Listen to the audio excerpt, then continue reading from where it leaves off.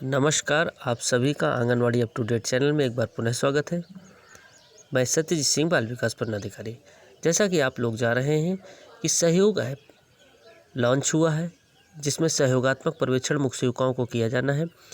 CDPO उनके साथ सहयोगी के रूप में भी अवलोकन यानी ऑब्जर्वेशन करेंगे। तो जो डेटा वहाँ से फीड होगा उसको हम किस प्रकार से एनालिसिस करेंगे, उसी एप्लीकेशन का एक डैशबोर्ड निर्मित किया गया है।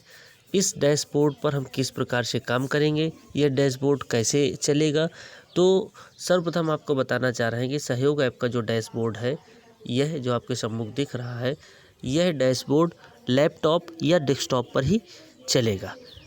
इसे संचालन करने के लिए आपको जो है वेबसाइट पे जाना होगा। वेबसाइट पे जाने के बाद आप लोगों की एक यूज़र आईडी होगी, उस यूज़र आईडी के माध्यम से इसको संचालित करना होगा। तो वीडियो में आगे बढ़ने से पहले हम आप सभी से अनुरोध करेंगे, जिन्होंने चैनल को सब्सक्राइब नहीं किया है तो सब्सक्राइब अवश्य करें, जो कर चुके उन्हें करने की आवश्यकता नहीं है। चलिए वीडियो के आगे शुरुआत करते हैं। आप यहाँ पर देख सकते हैं कि डैशबोर्ड को ओपन करने के लिए हमें सबसे पहले ये आप यहाँ पर देख सकते हैं, गूगल ब्राउज़र पर जाना है। www.icdsup.net टाइप करना है। उस ब्राउज़र पर जब हम टाइप कर लेंगे, टाइप करने के उपरांत हमें जो है नीचे एक ऐसी होम स्क्रीन खुलेगी। आप देख सकते हैं जैसे ही हम इसे लॉगिन करेंगे तो ऐसा हमारे सामने एक इंटरफेस खुल कर आएगा, जिस पर लिखा है, आप देख सकते हैं यहाँ पर, होम, एक संग, बाल पिटारा, सहयोग ऐप। तो हमें चूँकि सहयोग ऐप को ओपन करना है तो हम इस सहयोग ऐप वाले को टच करेंगे। जैसे ही हम टच करेंगे, आप देखिए, टच करने के उपरांत हमें ऐसा यहाँ पर दिखेगा नीचे, उसे हमें लॉगिन करना है। ये नीचे आप देख सकते हैं सबसे login to dashboard, login to dashboard, इसे हमें यहाँ पर टच करना है। टच करने के उपरांत लॉगिन टू डैशबोर्ड में अपना मोबाइल नंबर जो आपका मोबाइल नंबर दर्ज किया गया है, उसे यहाँ मोबाइल नंबर टाइप करना है। टाइप करने के उपरांत ये आप देखिए नीचे इस बॉक्स पे यहाँ पर देखा जा सकता है, मोबाइल नंबर अपना टाइप करें। टाइप करने के बाद सबमिट बटन को हमें टच करना है। जब सबमिट बटन को टच कर लेंगे तो इस पर एक OTP आएगी, वन टाइम पासवर्ड, ये OTP आएगी। OTP को जो हमें किसी के साथ शेयर नहीं करना है। OTP जैसे ही हम दर्ज करके लॉगिन करेंगे तो ये हमारा डैशबोर्ड संचालित हो जाएगा। डैशबोर्ड हमारे सम्मुख जैसे ही खुलेगा तो आप देखते हैं कि लेफ़्ट साइड पे आप देखिए सहयोग ऐप का ब्यौरा, जिसमें dashboard, map view, infrastructure, resources, services and issues, जो हम वहाँ पर अभी आप देख रहे थे कि सारी चीज़ें जो हम वहाँ फिल कर रहे थे, वो यहाँ पर हमें डैशबोर्ड, मैप व्यू यहाँ पर दिखेगा। ऊपर आप यहाँ पर देख सकते हैं कॉर्नर की तरफ, यहाँ वर्ष लिखा हुआ है, माह लिखा हुआ है, और ये जिन्होंने इसको जो है लॉगिन किया है उनका यहाँ पर नाम दिखेगा। यहीं से लॉग आउट भी होगा। तो चलिए आगे बढ़ते हैं कि इसमें क्या क्या है। इसे हमें बार बार लॉग आउट नहीं करना है, इसमें बताया गया है इसे बार बार लॉग आउट नहीं, क्योंकि बार बार लॉग आउट करेंगे तो OTP मांगेगा, फिर हमें इसे फिर से संचालन करना पड़ेगा।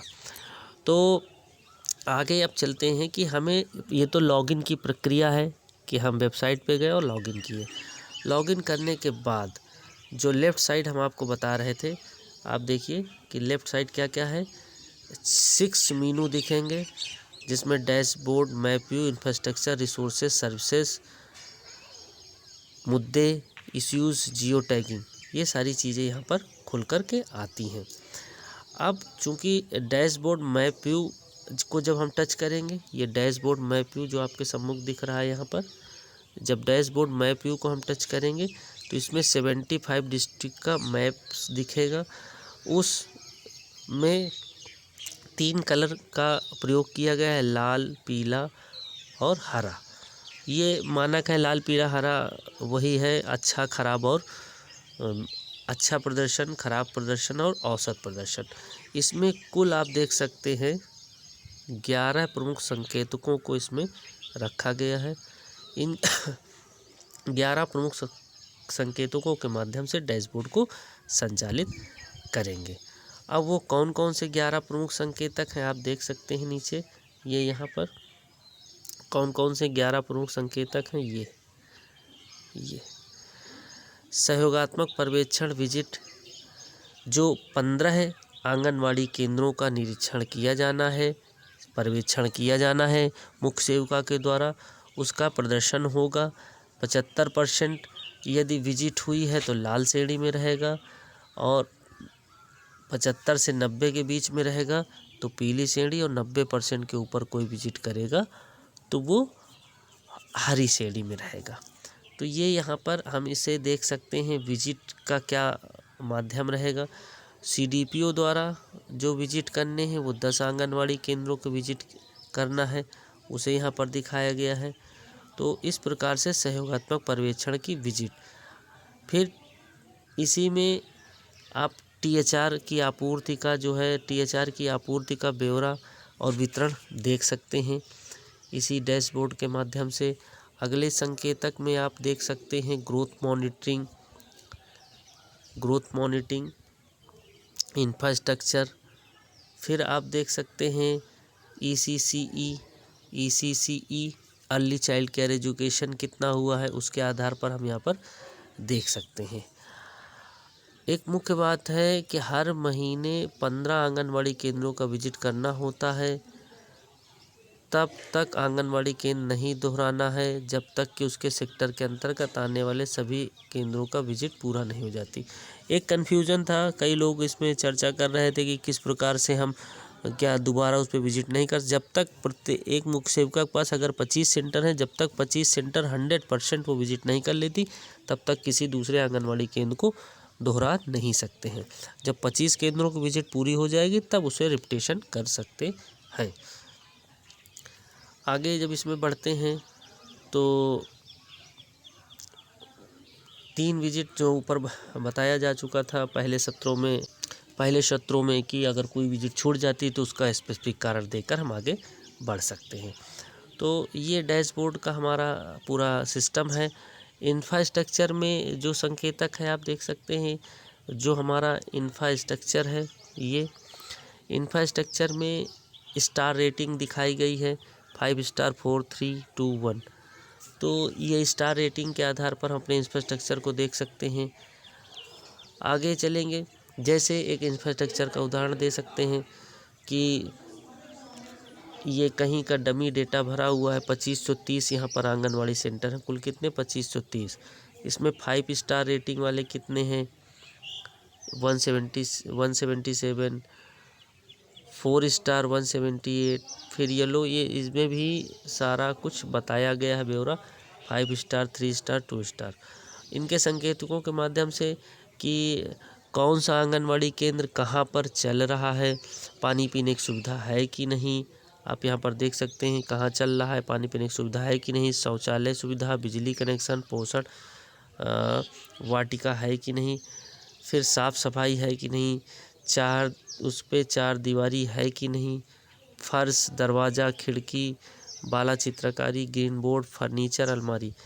ये अभी जो आप देख सकते हैं एक 18 बिंदु की जो सूचना सभी आंगनवाड़ी केंद्रों से पैरामीटर पे मांगी जा रही है, लगभग उन्हीं बिंदुओं को यहाँ पे समाहित किया गया है। एक चेक लिस्ट में इनबिल्ड है ऑलरेडी।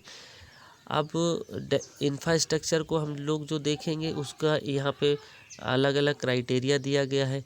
कितनी डिपार्टमेंट बिल्डिंग में चल रही हैं, कितनी डिपार्टमेंट बिल्डिंग जो प्राइमरी स्कूल के क्षेत्र के अंतर्गत है, कितने हमारे आंगनवाड़ी सेंटर हैं जो प्राइमरी स्कूल के एडिशनल कक्ष में चल रहे हैं, कितने आंगनवाड़ी सेंटर हैं जो समुदाय के सहयोग से चल रहे हैं पंचायत या अन्य जगह, और कितने रेंटल हैं। सभी का क्लासिफिकेशन इस इंफ्रास्ट्रक्चर में दिया गया है। तो इस प्रकार से हम इंफ्रास्ट्रक्चर देख लेंगे। फिर रिसोर्सेज की बात आती, कौन कौन से हमारे यहाँ रिसोर्सेज हैं। उन रिसोर्सों को 8 संकेतकों में कुल दिखाया गया है। वो 8 संकेतक कौन कौन से हैं उन पर हम चर्चा यहाँ पर कर सकते हैं, उन्हें हम भली बात देख सकते हैं। आप देख सकते हैं यहाँ पर pre school kit, ECC, GMD, working mobile और GMD में कितना प्रशिक्षण हुआ है। EILA जो आप लोग यूनिलर्न का प्रशिक्षण ले रहे हैं, प्रत्येक आंगनवाड़ी, प्रत्येक मुख्य सेविका, प्रत्येक उनमें से कितनी दक्ष हो चुकी हैं, उसका ब्यौरा यहाँ पर इन 8 संकेतकों में दिया गया है। अब आगे हम बढ़ेंगे जैसे ही, तो रिसोर्सेज के बाद लेफ़्ट साइड में ही आपका दिया है सर्विसेज, कौन कौन सी सर्विसेज हैं वो ये आप देख सकते हैं। सर्विसेज कौन कौन सी हैं, उन सर्विसेज में ECCC की क्या स्थिति है, ECC का भी ये हमारी चेकलिस्ट उसी में इनबिल्ड है। ऐसे कौन से सेंटर हैं जिनमें 18 दिन आंगनवाड़ी केंद्रों का जो है ECC के माध्यम से संचालन हुआ है, उनकी उपस्थिति क्या है आप देख सकते हैं यहाँ पर। ये जैसे बॉयज़, गर्ल्स, फिर टोटल कितने रजिस्टर्ड हैं, ECC मटेरियल बेस्ड कितना हुआ है, तो ये सारा आप यहाँ पर ECC की गतिविधि भी देख सकते हैं। अर्ली चाइल्ड केयर एजुकेशन जो राष्ट्रीय शिक्षा नीति के तहत एक मुख्य धारा में हमारे आंगनवाड़ी सेंटर जुड़ रहे हैं। अब यहाँ पर आप देख सकते हैं ग्रोथ मॉनिटरिंग का डेटा भी हम यहाँ पर से देख सकते हैं, जो हमारी सर्विसेज हैं ग्रोथ मॉनिटरिंग का। फिर हम सारी चीज़ें हम इसको प्रतिशत के रूप में भी देख सकते हैं, कितनी आंगनवाड़ी, कितने बच्चों का जो है ग्रोथ मॉनिटरिंग हुई है। सर्विसेज के अंतर्गत VHSND को हम देख सकते हैं, VHSND की क्या स्थिति रही है हमारे आंगनवाड़ी सेंटर पर। परामर्श जो एक महत्वपूर्ण हमारा दायित्व है, आप देख सकते हैं। काउंसलिंग की प्रक्रिया, गर्भवती, स्तनपान कराने वाली माता, 6 माह से 36 वर्ष की माताएं और सैम बच्चे, जो एक कॉन्सेप्ट आया था बड़ी मदर यानी जिसका बच्चा स्वस्थ हो, और एक ऐसी माता जिसका बच्चा कुपोषित हो, सैम श्रेणी में, दोनों की मीटिंग, उनका परामर्श इत्यादि यहाँ पर हम इस डैशबोर्ड में देख सकते हैं। आगे जो परामर्श करना है, परामर्श के क्या इंडिकेटर हैं, उनके बारे में हम पूरा यहाँ पर देख सकते हैं। तो ये सारी चेकलिस्ट ऑलरेडी इनबिल्ड हैं, उसी के माध्यम से ये डेटा फिल्टर होकर हमारे सामने आएगा। इसी सर्विसेज में आप देख सकते हैं कि मुद्दे यानी इश्यूज़, जो सारे इश्यूज़ डीब्रीफिंग सत्र के दौरान, ये सबसे महत्वपूर्ण रीढ़ है इस सहयोगात्मक पर्यवेक्षण का, जो जिसे हम बोलेंगे मेरुदंड इस सहयोगात्मक पर्यवेक्षण का है, जिसमें डीब्रीफिंग सत्र सुपरवाइज़र या बाल विकास परियोजना जो विजिट यानी ऑब्जर्वेशन या अवलोकन करेंगे, उनमें से जो इश्यूज़ निकल के आएंगे, कुछ ऐसे होंगे जो सकारात्मक पक्ष होंगे, कुछ ऐसे होंगे जिनमें सुधार की आवश्यकता होगी। तो उन्हीं सुधार की आवश्यकताओं पर हमें फोकस करना है। तो ये सारा हमारे इसमें इश्यूज़ भी दिखेंगे। फिर हम जो आप इन्हें हम देखना चाहेंगे, तो अगर हम इसे देखना चाहेंगे तो मेन मेनू पर क्लिक करने के बाद पहचान किए गए समाधान, लंबित किए गए मुद्दे, टेबल इत्यादि को हम ड्रॉप डाउन के माध्यम से हम इसे देख सकते हैं। ये आप देख सकते हैं जो नीचे ये एक्सपोर्ट फाइल राइट कॉर्नर पे है, उसी के नीचे आप देख सकते हैं ये MS लिखा हुआ है। यहाँ पर हम इनका इश्यूज़ को देख सकते हैं, MS का, CDPO का, सारे इश्यूज़, कितने इशू यानी मुद्दे आइडेंटिफाई हुए, कितने उनमें रिजॉल्व हुए, कितने पेंडिंग हैं। तो ये सारी चीज़ें हम यहाँ पर देख सकते हैं। मुद्दों की संख्या को हम आइडेंटिफाई कर सकते हैं। आंगनवाड़ी कार्यकर्ती के ज्ञान में कमी, आंगनवाड़ी कार्यकर्ती के परामर्श कौशल में कमी, इन सभी चीज़ों पर हम यहाँ पर फोकस कर सकते हैं।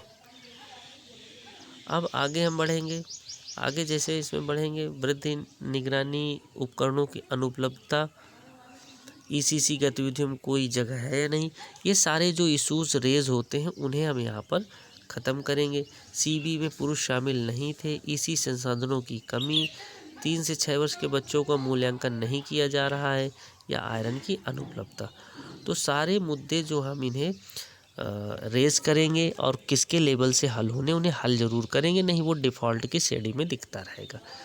फिर जियो टैगिंग की जो बात है, जियो टैगिंग पे ही हमारा पूरा एप्लीकेशन वर्क कर रहा है। जो आपने जियो टैगिंग की थी उसी के आधार पे वो आंगनवाड़ी सेंटर पर ही खुलेगा जाकर। चेकलिस्ट अगर हमें भरना है तो जियो टैगिंग में ही जाना होगा। ये इसकी मुख्य बात है। सेक्टर स्तर का डेटा हम किस प्रकार से देख सकते हैं। सेक्टर स्तर के डेटा में कुल कितने आंगनवाड़ी केंद्र हैं, यानी 25 देखना है, 25 आंगनवाड़ी सेंटर हैं। फिर उन कुल आंगनवाड़ी केंद्रों की संख्या जिन्हें मुख्य सेविका ने अपने केंद्र के अलावा अन्य स्थान से चेकलिस्ट भरने का प्रयास किया, ये भी दिखाएगा। अगर एक CDPO चाहे अपनी मुख्य सेविका का देखेगा तो कहाँ से उन्होंने इसको भरने का प्रयास किया, ये भी इसमें दिखाई पड़ेगा। ठीक ऐसे ही जिला स्तर के डेटा में मुख्य सेविका के बारे में पाई चार्ट के माध्यम से दिखेगा। जिला स्तर यानी DPO के स्तर से देखना है, मुख्य सेविका को देखेंगे। मुख्य सेविका जो ऊपर बात बताई गई ठीक वैसी ही स्थिति यहाँ पर दर्शाई गई है। राज्य स्तर के डेटा में, राज्य स्तर के ड्रॉप डाउन के विकल्प में राज्य स्तर के डेटा में भी देखा जा सकता है क्या स्थिति है और कैसे इसे हम करेंगे। आप यहाँ पर देख सकते हैं ये यहाँ जो ये बॉक्स बना है, ये इसमें वर्ष भी लिखा है, माह भी लिखा है, स्टेट लेवल, सेक्टर लेवल। यहीं से ही हम इसे जियो टैगिंग का डेटा देख सकते हैं। आंगन मुख्य सेविका कहाँ पर उन्होंने विजिट किया है, तो इस प्रकार से हम देख सकते हैं पूरी। फिर अब चूँकि इस डैशबोर्ड हमारा किस फार्मूला पे काम करता है उसके बारे में भी यहाँ बताना ज़रूरी है। ये किस फार्मूले पे हमारा काम करता है। डैशबोर्ड मैप व्यू, ये 15 आंगनवाड़ी केंद्रों का विजिट है तो इसका प्रतिशत दिखाएगा। सारे जो इसमें इनबिल्ड चेकलिस्ट हैं उनका किस प्रकार से प्रतिशत निकालना है वो यहाँ पर दिखाएगा। जैसे 15 आंगनवाड़ी केंद्रों का विजिट होना है तो 15 आंगनवाड़ी केंद्रों की विजिट गुणे 100 बटे कुल मुख्य सेविकाओं की संख्या, ये दिखाएगा। CDPO का इसी प्रकार 10 सेंटर का विजिट दिखाएगा। तो सारी चीज़ें इसमें जो संकेतकों के माध्यम से हम प्रतिशत देख सकते हैं। जो सारी वहाँ चेकलिस्ट है उसका यहाँ प्रतिशत निकालने के बारे में बताया गया है। बेसिक इन्फॉर्मेशन, रिसोर्सेज, फिर सेवाएं, ग्रोथ मॉनिटरिंग, सब का यहाँ हम किस प्रकार से परसेंटेज निकालना है वो यहाँ पर बताया गया है। और ये SOP के माध्यम से है, जो मानक संचालन प्रक्रिया हमारी दी गई थी प्रशिक्षण के दौरान, उसी के आधार पे ये प्रतिशत निकालने की बात की गई है। हम किस प्रकार से प्रतिशत निकालेंगे, सारा कुछ इसमें ये ऑटोमेटिक जनरेटेड है। जैसे आप जो आंकड़े भरेंगे वैसे ही ये प्रदर्शित करेगा आपके सामने। तो ये सारी चीज़ें हैं। और साथ ही सहयोग ऐप डैशबोर्ड में संकेतकों को विश्लेषणों के बारे में समझ बनाना। डैशबोर्ड हमें देखना है, उसके बारे में जानकारी लेना है तो किस प्रकार से है। सहयोग ऐप डैशबोर्ड में 80 प्रकार के विभिन्न प्रकार के डेटा दिखाए गए हैं जिन्हें विभिन्न स्तरों पर देखा जा सकता है। 80 प्रकार के विभिन्न प्रकार के डेटा का स्रोत अलग अलग चेकलिस्ट हैं। कुछ संकेतकों का विश्लेषण एकल प्रश्न के विरुद्ध एकल जवाब के आधार पर किया जाता है, जहां उत्तर उदाहरण के लिए यहाँ पर दिया गया है। जैसे THR है, वजन गर्भवतियों का 80%, ECC 18 दिन का ECCE, प्री स्कूल किट, जो सभी 80 प्रकार के प्रश्न हैं उन्हीं का यहाँ एनालिसिस होना है। एनालिसिस होने के बाद आपको ये डेटा प्रदर्शित होगा। THR कितना आपको इंडेंट जारी हुआ, कितना THR आंगनवाड़ी केंद्रों पर वितरित हुआ। पेयजल विद्युत शौचालय आप देख सकते हैं, पेयजल विद्युत शौचालय इसकी क्या सुविधा है ये भी प्रदर्शित होगा। ECC के साथ सामग्री, ECC के साथ सेटअप, ECC सामग्री उपयोग किया जा रहा है कि नहीं। मान लो ECC सामग्री है केंद्र पर, उसे उपयोग कर रही है कि नहीं आंगनवाड़ी। वजन लेने की विधि का सही से पालन किया जा रहा है कि नहीं किया जा रहा है। अन्य तमाम प्रकार की बातें इसमें हैं जिन्हें हम 80 प्रकार के प्रश्नों को हम यहाँ पर देख सकते हैं। इंफ्रास्ट्रक्चर का रेटिंग का सिस्टम है। अब यहाँ पर जो महत्वपूर्ण बात है, देखिए उदाहरण के लिए आप यहाँ पर देख सकते हैं, उदाहरण के लिए यदि पिछले महीने में कम से कम 18 दिनों का आंगनवाड़ी केंद्रों द्वारा आयोजित ईसीसी सत्र के एक संकेतक की स्थिति देखनी हो तो वर्ष, माह और सेक्टर का स्तर का चयन करें और फिर इस सूचक को मेनू से चुनें। इस सूचक का स्रोत ईसीसी चेकलिस्ट है। यदि चार आंगनवाड़ी केंद्रों में ईसीसी चेकलिस्ट भरी गई है तो यह सूचक केवल 4 आंगनवाड़ी केंद्रों को दिखाएगा। मान लीजिए एक सेक्टर में 10 आंगनवाड़ी सेंटर हैं और 4 का ही चेकलिस्ट भरा गया है तो 4 का ही ये आंकड़ा प्रदर्शित करेगा, पूरे सेक्टर का नहीं प्रदर्शित करेगा, मात्र 4 आंगनवाड़ी केंद्रों का प्रदर्शित करेगा। परियोजना स्तर का डेटा उसी प्रकार सैम मैम बच्चों का भी जो हम फीडिंग करेंगे वही डेटा यहाँ पर प्रदर्शित करेगा। यहाँ पर देख सकते हैं कि परियोजना स्तर का अगर हमें डेटा भरना है, ये आप देखिए यहाँ पर परियोजना स्तर का हमें डेटा भरना है अगर, तो किस प्रकार से हम समझेंगे कि प्रोजेक्ट का हमारा जो डेटा प्रदर्शित हो रहा है वो किस प्रकार से है।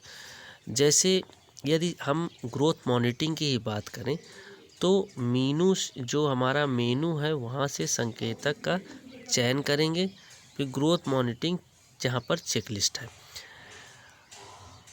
प्रतिशत औसत, यदि एक सेक्टर के 50% दिखता है और 3 सेक्टर का 100%, तो परियोजना का औसत डेटा 87% होगा।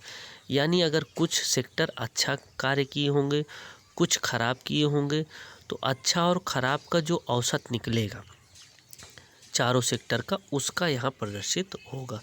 ना केवल परियोजना स्तर का कंपाइल दिखेगा, सुपरवाइज़र का सेंटर वार दिखेगा।